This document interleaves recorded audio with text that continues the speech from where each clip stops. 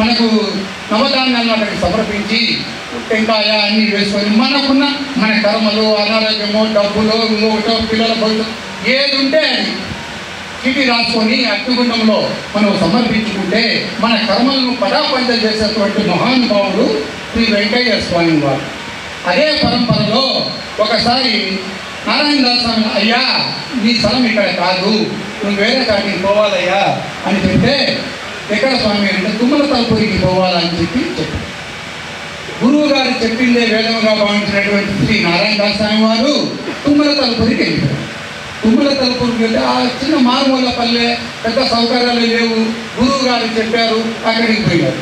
స్వామికి ఏదైనా ఏర్పాటు చేయాలని నేను ఒక జిజ్ఞాసతో తుమ్మల తలుపులో ఉన్నటువంటి ఒక కుటుంబం వారు ఒక 2 ఎకరాల స్థలం ఇచ్చారు ఆ ఆశ్రమానికి. గట్టిగా చప్పట్లు కొట్టాలి.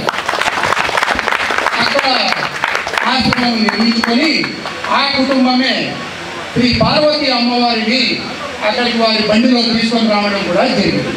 వెంకయ్య స్వాముల వారి చేతుల మీదుగా ప్రతిష్ఠింపబడినటువంటి పార్వతీ అమ్మవారు తుమ్మల తలుపులో వెంకయ్య స్వామి వారు ప్రతిష్ఠించి ఆ పార్వతీ అమ్మవారికి కొండమ్మ అని ఒక పేరు పెట్టి, శ్రీ నారాయణదాస్ వారికి అప్పుడు పెద్దగా మాటలు రావు. వారు మాట్లాడే భాష దేవనాగరిక భాష, అది ఎవరికి అర్థమయ్యేది కాదు. సో ఈ బిడ్డను నీకు అప్పచెప్తున్నానమ్మా, ఈ బిడ్డను నువ్వే చూసుకొని కాపాడుకో అని చెప్పి అక్కడి నుంచి శ్రీ వెంకయ్య స్వామి వారు మళ్ళీ గొలకమూడికి రావడం. కాలక్రమైన ఒకరోజు శ్రీ నారాయణదాస్ స్వామి వారికి ఒక నల్ల తాజుపాము కలిసి కింద పడిపోవడం జరిగింది. నోటిలో నుండి దుర్గ వస్తుంది. మహాశక్తి స్వరూపులైనటువంటి త్రికాలజ్ఞాని మన గొలకమూడిలో సగమరాత్రిలో 2-3 గంటల ప్రాంతంలో ఆ విషయం కనుక్కున్నాం. ఆయన తెలిసిపోయాడు. శిష్యులతో, అయ్యా మనము పోవాలి, బయలుదేరిందంటే ఎక్కడికి స్వామి ఈ టైంలో, ఇప్పుడు ఏం స్వామి రేపు ఉదయం పదవి కాదయ్యా ఇప్పుడు పోవాల్సిందే అని చెప్పి బండి కట్టుకొని తెల్లవారు ఇప్పుడు బ్రహ్మముహూర్త కాలంలోకి అక్కడికి 4-5 గంటల ప్రాంతంలో చేరుకున్నారు. నారాయణదాస్ స్వామి వారు పడిపోయినారు. తెల్లవారింది. ఆ ఊరి ప్రజలు రావడం, ఆ నోట ఈ నోట విన్నారు. వెంకయ్య స్వామితో ఏదైనా చెప్పాలంటే గోపాలయ్య స్వామి వారు ఉంటారు. ఆ ఊరి జనాలు కూడా వచ్చి, అయ్యా మీ స్వామికి చెప్తే ఆ కార్యక్రమం అయిపోయేసేస్తాము, ఆ కార్యక్రమం అయిపోయేస్తాం, ఆయన చనిపోయాడయ్యా, మీ స్వామికి చెప్పండి అయ్యా అని అంటే, స్వామి తంబూరం మీదుకుంటూ అగ్నిగుండాన్ని వెలిగించి తంబూరం మీదుకుంటూ ధ్యానంలో మునిగిపోతే వీళ్ళు పిలుస్తున్నారు.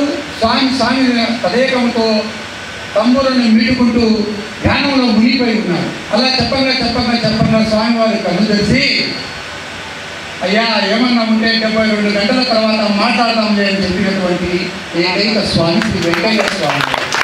అంటే 72 గంటలు అనగా 3 రోజులు. 3 రోజులకు శ్రీ నారాయణదాస్ స్వామి వారు మళ్ళీ తిరిగి వచ్చారు. కాబట్టి సద్గురువులు ఎంత గొప్పవారు అంటే, మనకు ఎంత కర్మ ఉన్నా కూడా సంపూర్ణమైన విశ్వాసంతో మనం స్వామివారిని నమ్మి మనము అడిగేస్తే అది అడ్డుగుండం కాదు, ఇంకోటి కాదు, ఏమైనా కూడా ఒక కాగితంతోనే సమానం అవుతుంది. కాబట్టి ఎప్పుడు కూడా సంపూర్ణమైన విశ్వాసం అనేది మనకు చాలా ఇంపార్టెంట్. దయచేసి ఇది ఒక్కటి మనమందరం గ్రహించుకొని వెంకయ్య స్వామి వారితో మన ప్రయాణం చేయాల్సిందే. అలా కాకుండా ఉంటే ఒక్క క్షణంలోనే ఫలితం మారిపోతుంది.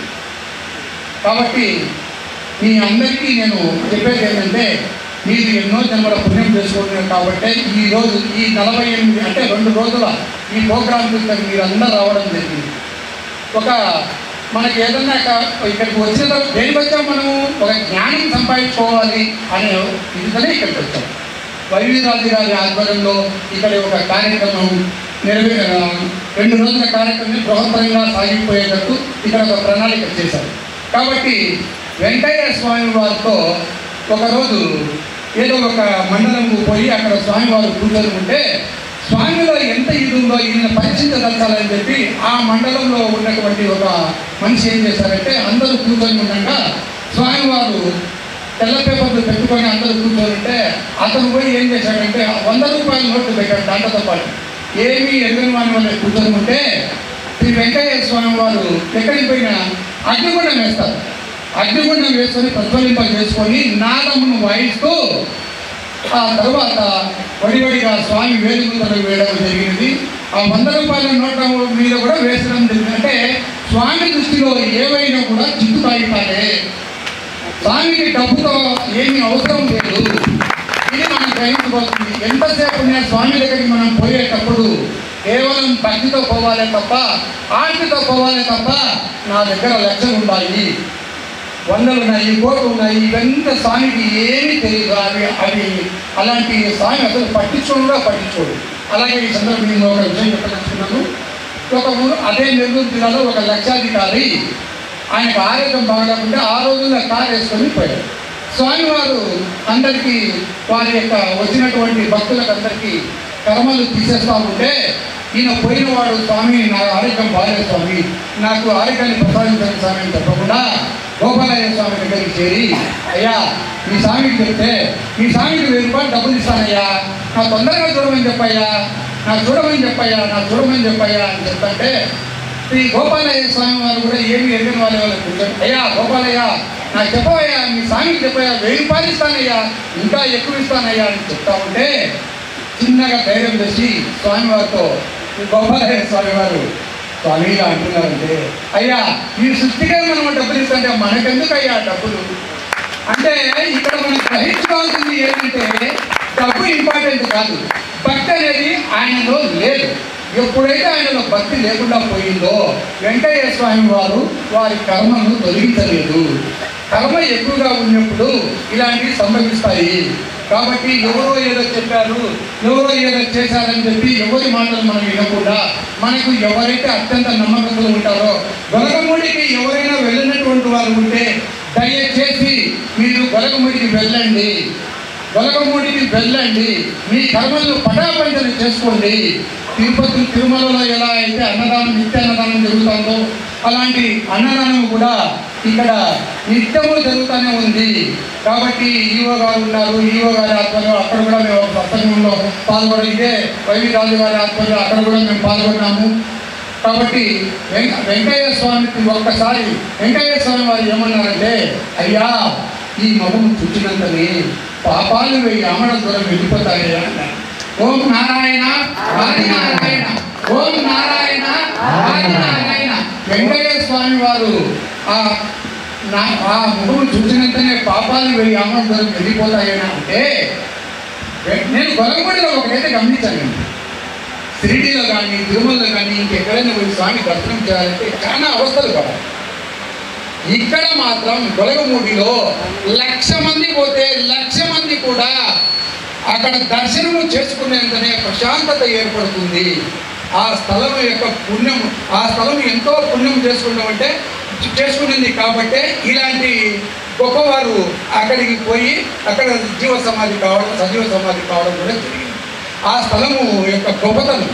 కాబట్టి వెంకయ్య స్వామి వారు ఏమన్నారంటే, అయ్యా రాబోయే రోజుల్లో ఇది ఒక మరో తిరుపతి అవుతుంది, గోవు పాదం మోపినంత స్థలము కూడా మీ గొలగముడిలో దొరకదయ్యా అని చెప్పినటువంటి ఏకైక మహానుభావులు మన వెంకయ్య స్వామి వారు.